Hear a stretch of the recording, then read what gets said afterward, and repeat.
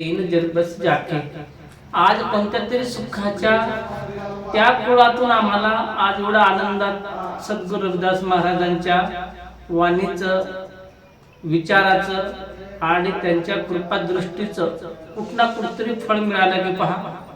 सुख सागर म्हणजे काय? एका नवरा बायको परिवार आणि त्या परिवारामध्ये गुरु रविदास महाराजांची वाणी ऐकताय तुम्ही आज ब्रह्मविचार. तुमच्या मनामध्ये ते सुख सागरची आज कुठं ना कुठेतरी भवसागराला आज मान सन्मान मिळतो. नाहीतर आपण कोणत्या कुळामधले आहे, कोणती परिस्थिती कशी होती ही प्रत्येकाला सांगायची आवश्यकता नाही. कारण गुरु रविदास महाराजांच्या त्या वाणीतलं शब्द आहे की सुख सागर सुरकर चिंतामण काम धेन बस जाके. आपण कोणत्या कुळातून कर्म कसे होते ते नाही, पण आज या पृथ्वी तळावर कुठं ना कुठेतरी शहाजी महाराजांची एक महापुरुषांच्या, जसं बाबासाहेब भीमराव आंबेडकर त्यांच्या एज्युकेशनच्या माध्यमाने आज या कुळाला कुठं ना कुठेतरी तो आकार आला की ते नोकरीच्या माध्यमाने या संसारिक सुखाच्या स्वर्गामध्ये असते संसार करत आहेत.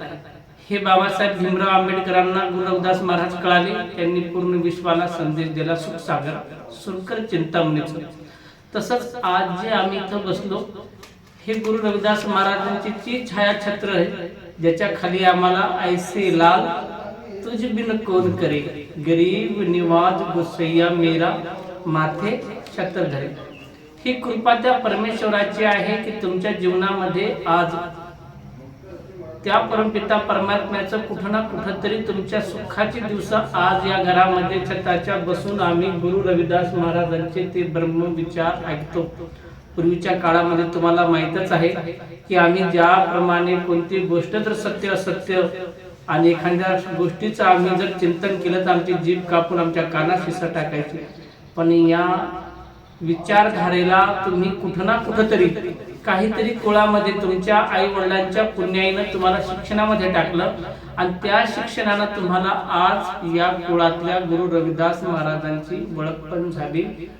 आणि हे पुण्य प्राप्ती तुमच्या आई वडिलांची तुमच्या कुठं ना कुठेतरी कामी आली. म्हणून आज तुमच्या घरामध्ये तुमच्या कुळातले गुरु रविदास महाराज आणि गुरु रविदास महाराजांनी पाठवलेल्या त्या दासाला गुरु महाराजांच्या महिमा तुमच्या घरामध्ये शून्य परिवारामध्ये बोलायचं जे ते सौभाग्य प्राप्त होतं ते गुरु रविदास महाराजांचे विचार ते तुमच्या कुठल्या ना कुठल्या तरी पिढीचं परोपकार आहे. म्हणून हे बालक सहादेवजी आणि त्यांच्या मिसेस यांच्यावर कुठं ना कुठेतरी काही कमतरता आहे. म्हणून गुरु रविदास महाराजांनी हे विचार करून तुम्हाला इथं आज एकत्र गुरु रविदास महाराजांचे विचार ऐकण्यासाठी कुठं राहिला आम्ही, कुठल्या ओळखी होत्या, पण बहुत जन्म बिछरे थे माधव हे जन्म तुम्हारे लेके.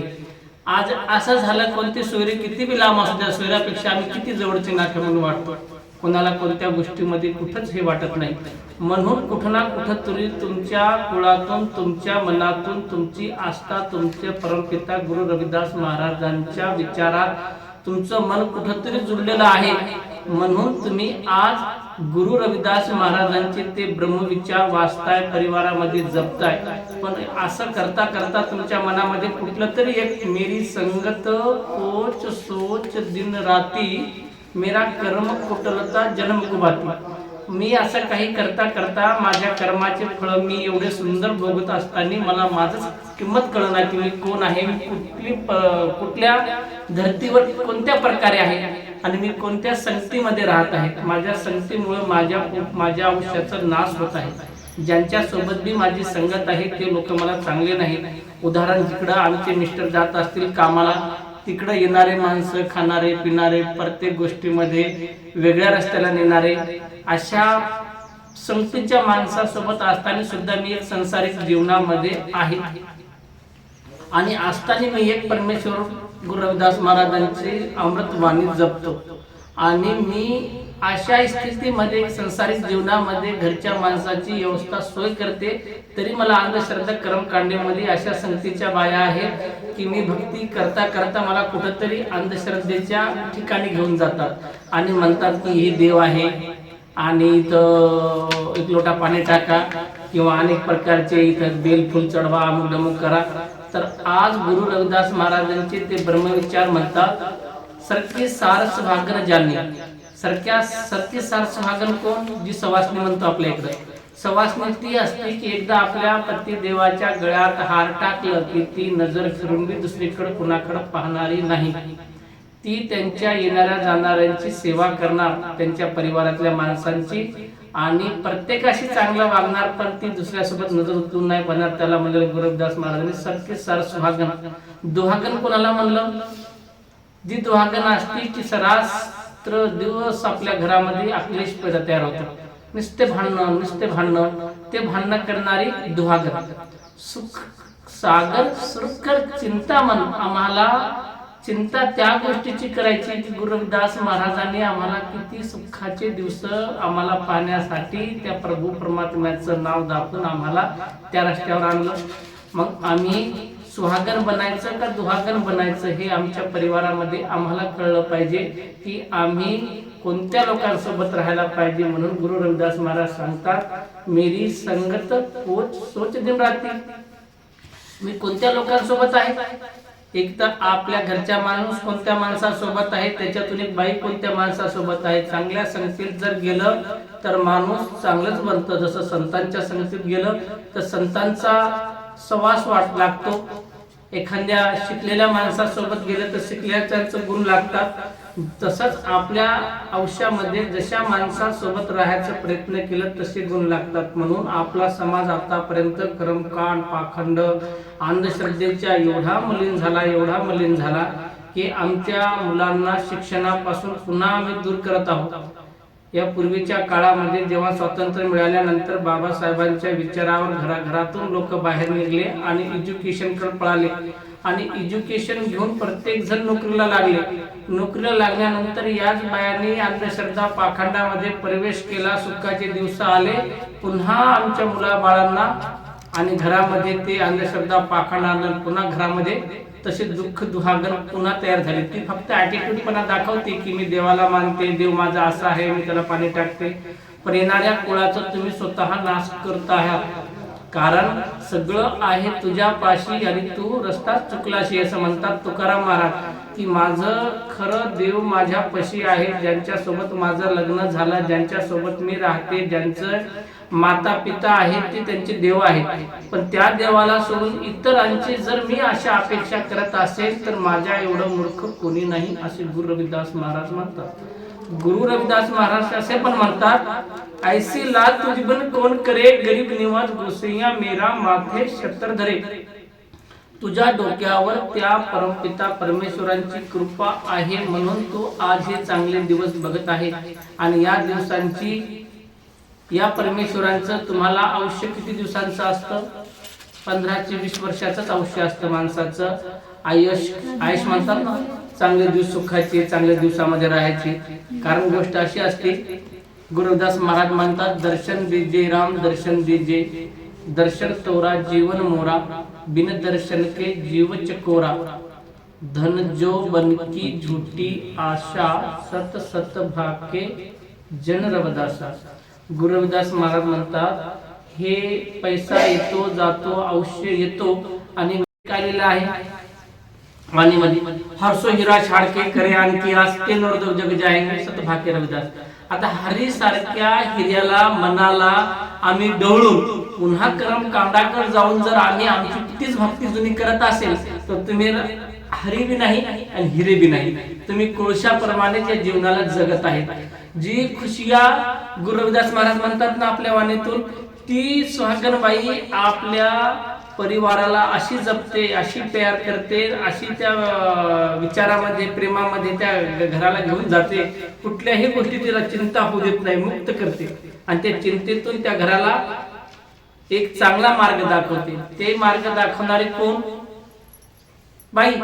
एका बाईनं जर, आता एक छोटीशी गोष्ट सांगतो, उदाहरण सांगतो. एका बाईनं जर, नाही मी कुणा व्यक्तिक नाही म्हणणार,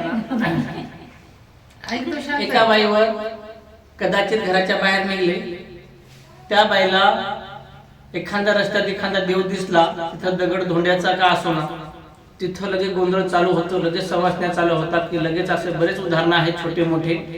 त्या उदाहरणावर लगेच कोणी फुलं टाकली की दुसरं फुलं टाकतो, तिथं लगेच मंदिर देऊळ बांधून जातो आणि तिथं लगेच सुरुवात होऊन जाते कशाची, भक्तिभावाची. पण ती भक्ती कधीच खरी नसते. भक्ती कोणती असते? गुरु रविदास महाराजांनी सांगितलं, जिन प्रेम किंवा प्रेम कोणतं असलं? आपल्या गुरुजनांना, आमच्या घरच्यांना, माझ्या पती परमेश्वराला आणि माझ्या आई वडिलांना. हे खरे गुरु आहेत. प्रत्येक गीता, कादंबरी, पुस्तक सांगतो की खरे गुरु कोण आहे? पिता, गुरु आणि नवरदेव शिवाई आणि बायको शिवाई नवऱ्याचं गुरु कोणी नाही. एका दुसऱ्याची जर गोष्टी ऐकल्या तर ते गुरु शिष्यांची शिकवण आहे. गुरु तो भी आहे, गुरु ती भी आहे. पण जिन प्रेम कियो उन प्रभु फल पायो. एक दुहागन कशाला म्हणतात? ती कधीही आले घरात तर चिडचिड चिडचिड भांडणं असतात. सुहागन कशी असते? ती रात्रंदिवस आपल्या घराला जपते, प्रत्येक गोष्टीची खुशी, प्रत्येक घराला सगळ्या गोष्टी अंधारात ठेवते आणि प्रत्येकाला खुश ठेवते. कशामुळं? तिच्या दुःखाकडे कधी नाही पाहते. दुहागन नाही, ते सुहागन म्हणतात. त्यांनी आपलं जीवन आपल्या पती परमेश्वराला समर्पित केले. तुझ्या घराची मी पूर्ण रक्षा करेल, तुझ्या घराच्या प्रत्येक गोष्टी मी सांभाळेल, तुझ्या घराच्या कोणत्याच गोष्टी तुझ्या त्या कुळातल्या लोकांपर्यंत येऊ देणार नाही आणि तुला रस्त्यावर तुला चिडचिडपणा कधीच होऊ देणार नाही. त्याला म्हणतात सुहागन. दुहागन 12 महिने जिंज्या त्याच्या मोकळ्या राहणार. 12 महिने ते केस मोकळे ठेवूनच इकडे तिकडे फिरणार. कधीच ते असे घरात आले की चिडचिड चिडचिड, त्याला दुहागन म्हणतात. दुहागनीला कधीच घरांचं, नात्यांचं, वेळेचं बंधन नाही. घरामध्ये एका नवऱ्याची आत्मा देवरूपी असते. त्या देवरूपी आत्मा बिलकुल आपल्या आईवडिलांसारखी असते. त्या आईवडिलांची आत्मा दुखवली तर आपल्याला काय वाटतं?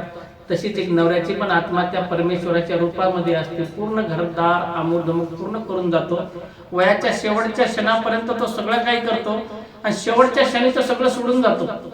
धन जो बन की झूठी आशा, धन जो बन की झूठी आशा, सत सत भाखे जन रवदासा. कोण सोबत घेऊन गेलेलं आहे? या पृथ्वी तळावर जो भी आलं, जल की भीत तवन का थंबा, रगत बूंद का गारा, हाड़ मांस नाड़ी को पिंजर, पंख बसे बेचारा. प्राणी क्या मेरा क्या तेरा. काय घेऊन जातो? माझं माझं माझं, हे माझं ते माझं. एक आयुष्य एवढं चांगलं फक्त घरच्यांच्या स्ट्रगल लाईफ जगतो. हे आणायचं, ते आणायचं, ते करायचं, हे करायचं. स्वतःसाठी तो कधीच विचार करत नाही. आणि तो माणूस शेवटच्या क्षणापर्यंत त्या घरांच्या विचारामध्ये, त्या परिवारांच्या जपण्यामध्ये, त्या परिवारांच्या लेकरांच्या प्रत्येक बायकोंच्या आयुष्य आरामासाठी एक कोंबडी सारखा होऊन जातो. त्याच्या डोक्यावर बी केस राहत नाही आणि त्याच्या अंगावर बी कपडे राहत नाही. शेवटी त्याला एकदम वाळून सुकून झिजून निघून जावं लागतं. गुरु रविदास महाराज सांगतात, मोठे मोठे किचन बांधतो, मोठे मोठे बेडरूम बांधतो, मोठे मोठे फ्लॅट घेतो, मोठे मोठे शेती घेतो. प्रत्येक गोष्टीला तो घराच्या सुखासाठी रात्रंदिवस चिंता करतो. शेवटच्या क्षणी शिकलेले लेकरं, मुलं त्याला कुठे पाठवतात? वृद्धाश्रम मध्ये. प्राणी क्या मेरा क्या तेरा, जैसे तरवर पंख बसेरा, राखो कंद उरासन नेवा, 3.5 हात तेरी सेवा. किती आहे त्याची शेवटची जागा? कुठे आहे? कुठं? त्या संसानाशिवाय त्याचे काय असते? तुकड्याच्या आणि त्या घराच्या सुखाच्या, त्या चिंतनाच्या माग त्याचं आयुष्य पूर्ण निघून जातो. गुरु रविदास महाराज त्या चिंतनातून प्रत्येकाच्या घरामध्ये सुख सागराची ती संकल्पना केली गुरु रविदास महाराजांनी. आणि तुमच्यावर प्रत्येकावर कृपा दृष्टी त्या परमेश्वराची आहे. पण तुमच्या हरीसारख्या हिऱ्याला सोडून तुम्ही त्या अंधश्रद्धेच्या चिंतेत गुंतलेले आहे. कूप भरियो जैसे दादिरा, कुछ देश दिसे ना सूझ, ऐसा मेरा मन बिखिया हूँ मैया, कुछ आर पार न सूझ. या पृथ्वी तळामध्ये कूप भरियो जैसे दादरा, एखाद्या बेडक नाही का, एखाद्या याच्यामध्ये असतो, विहिरीमध्ये. आणि त्या विहिरीमध्येच आपलं असं समोरला असतो, त्याला वाटतं की पूर्ण राज माझं इथंच आहे. मी इथली खूप मोठी कारभारीण आहे, मी इथली खूप मोठी राजाची राणी आहे आणि मी राणी एवढी मोठी आहे की हा एवढा मोठा राज्य फक्त माझाच आहे. पण एवढंच राज्य म्हणजे एका घरामध्ये समावलेली स्त्री ही घराची राजकारणी नसती. ती स्त्री पूर्ण परिवाराला जोखणारी, पूर्ण संसारिक भवसागराला घेऊन चालणारी आणि येणाऱ्या प्रत्येक पिढी कुळाचा उद्धार करणारी असली तरच ती स्त्री असू शकते. तो बेडक म्हणजे तो माणसाने अहंकार नाही केलं पाहिजे, प्रत्येक गोष्टीमध्ये सगळ्याला समावून घेतलं पाहिजे, प्रत्येकाला आपल्या मनामध्ये चिंतनामध्ये बसवला पाहिजे, प्रत्येकाची काळजी करणारा तो माणूस असतो. आणि त्या बेडकासारखा आमची स्थिती झालेली आहे. एका घरामध्ये राहतो नवरा बायको, बस तेवढ्यातच आमची आयुष्य तेवढंच असतो. त्याच्यानंतर आम्ही जगाला दुनियेला नोकरीच्या पायी पैशा पायी कोणाला काही भेटत नाही, बोलत नाही, काही नाही. पण ज्या वेळेस घराच्या बाहेर आम्ही दुनियादारी पाहायला निघतो तर त्यावेळेस जगामध्ये जाऊन पहा, एवढंच आमचं आयुष्य नाही. त्या बेडक्यासारखं पूर्ण एका विहिरीमध्येच तो फिरतो आणि तेवढ्यातच म्हणतो काय खातो, तर तो काय म्हणतो मी मध्ये खूप मस्त माल खातो. असतं काय खाली गाळ, कधी कधी काही मिळून जात असेल त्याला शिकार, पण मध्ये गाळ खाऊन खाऊन आपलं आयुष्य तो खूप मोठेपणानं जगतो. जो माणूस इकडे तिकडे गेला की त्या विहिरीच्या वर येतो पावसाळ्यात आणि वर येऊन ट्राव ट्राव ट्राव करून सगळ्याला दाखवतो. म्हणजे तो पिऊन कसा माणूस एखाद्या घरात ट्राव ट्राव करतो, एखादा माणूस अहंकारामध्ये आला की ट्राव ट्राव करतो. तर तो आयुष्य नाही, आयुष्य त्याच्या पुढचं आहे. राजहंस होऊन जगण्यामध्ये खूप मोठी मजा आहे. कोंबडी किती बी मासा फिरली तर त्याचं काही महत्व नाही. कोंबडी नाही व्हायला पाहिजे माणसानं, ती कुठून जाग्यालाच मरून जाते. माणसानं राजहंस व्हायला पाहिजे, पूर्ण जगाचा फेरा मारून चक्कर मारून पूर्ण आयुष्य आपलं दुनियादारीमध्ये टाकतो आणि तो आयुष्य शेवटच्या क्षणापर्यंत कुठं ना कुठेतरी कामी येतो. जल की भीत तवन का थांबा, रक्त बंद का गारा. हे जीवन एक दिवस संपणार आहे. खुशी घेता येत असेल तेवढ्या दिवसांचं आयुष्य तुमचं आहे ना, ते हे रुसून चाललं, ते फुगून चाललं, ते असं व्हायला काय काय मोठेपणा तुमच्या जीवामध्ये आहो. तुम्ही रात्रशा झोपले तर सकाळी उठण्याची संकल्पना काहीच वाटत नाही उठेल म्हणून. मग काय आजकाल सगळ्यात जास्त दुःखून माणूस त्या आजाराने, कोणता आजार आलेला आहे तो हार्ट अटॅक, त्याच्यामध्ये सगळ्यात जास्त माणूस बायकोंच्या लेकराच्या टेन्शनच मुक्त झालेला, लेकरांच्या आणि बायकोच्या. या युगामध्ये सगळ्यात मोठा परमेश्वर कोणाचा असेल? एका पत्नीचा पती, एका लेकीचा बाप, एका मुलाची छात्र छाया आणि तो गुरु. त्याच्याशिवाय या आयुष्यामध्ये कुठलीही संकल्पना आपल्या जीवनाला पुढे घालणारी नाही. तुम्ही जर कुठे जात असाल, तुम्हाला ते म्हणत असाल की तुम्ही इथं फुलं हार जे जे हवन करा, एखादी पोथी पुराण वाचा, तुमचं भलं होईल. तुमचं तोंड ही तुमचं गुरु आहे, तुमचं मन तुमचं परमेश्वर आहे आणि तुमचं शरीर तुमचं पूर्ण आयुष्याची तिजोरी आहे. त्याला संपून तुम्ही इतर ठिकाणी कुठेही वेळ घालू नका. या गुरु रविदास महाराजांची जी वाणी म्हणते ना, आता एक महाराज फुलमाळी महाराजांनी सांगितलं, तोही मोही मोही तोही अंतर कैसा. कुठलाही त्या परमेश्वरामध्ये आणि तुमच्यामध्ये फरक नाही. फक्त तुम्ही फरक पाडून ठेवला की माझ्यामध्ये नाही, मी अशी मी तशी. तुम्ही कमजोर स्वतःला केलं. तुम्ही कसे बी असले तर आजपासून जो दिवस निघाला त्या दिवसापासून तुम्हाला दिवस तुमचा जो आयुष्य तयार झाला आहे.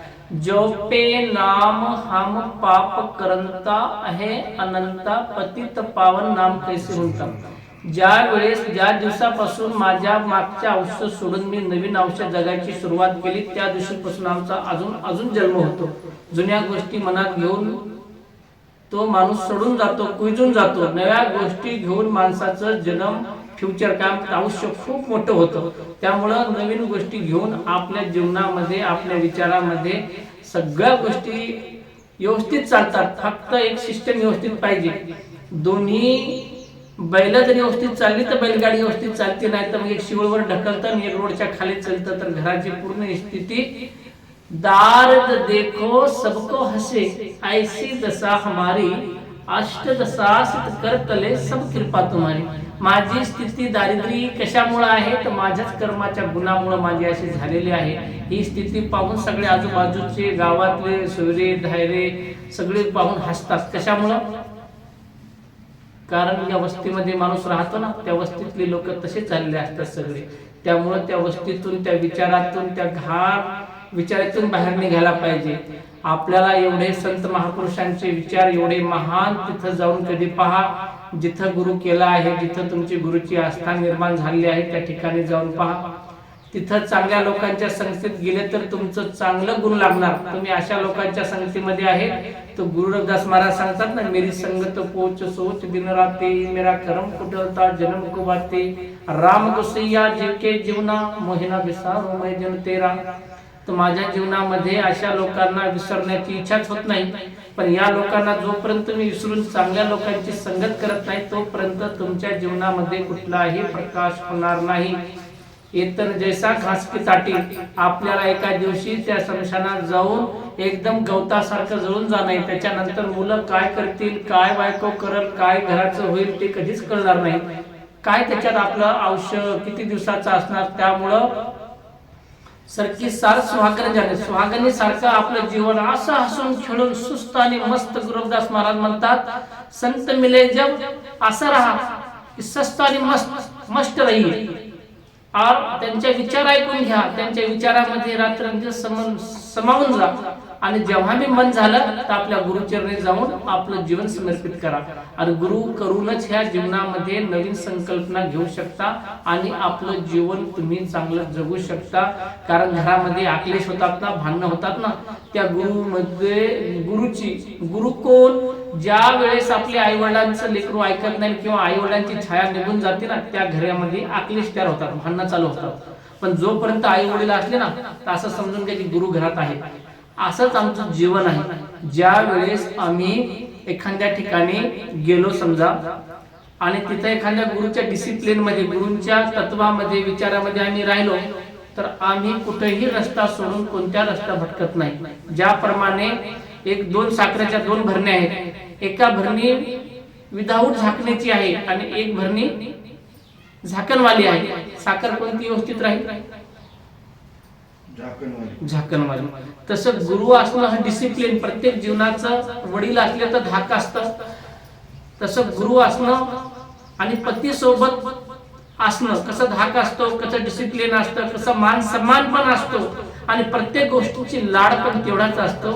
हे जीवनाचं सार आहे की कोणासोबत असलं फार गरजेचं आहे. कोणी आम्हाला बुलबुलिया दाखवतो की तू इथं येऊन जा, एक नारळ फोडून जा, इथं येऊन जा, अशी भक्ती करून जा, तर कुठल्याही प्रकारच्या अंधश्रद्धेच्या, पाखंडाच्या विचाराच्या आणि इतर कोणाच्या सोबत राहून चांगल्या लोकांच्या संगतीत राहूनच आमचं जीवन गुरु रविदास महाराज प्रत्येक वेळेस आमच्या वाणीतून शिकवतात आणि सांगतात.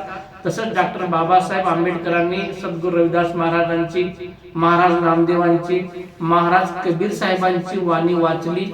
त्या वाणीवर आपल्या जीवनावर प्रकाश टाकला आणि त्या प्रकाशमध्ये येऊन त्यांनी संविधानाची रचना निर्मित केली. आणि ज्यावेळेस ते संविधान लिहित होते त्याच्या अगोदर त्यांनी इंग्लंडमधून येताना या पृथ्वी तळावर जर कोणी महान असेल तर कबीर आणि रविदास महाराज माझ्यासाठी सगळ्यात ग्रेट माणसं आहेत म्हणून बाबासाहेबांनी सांगितलं.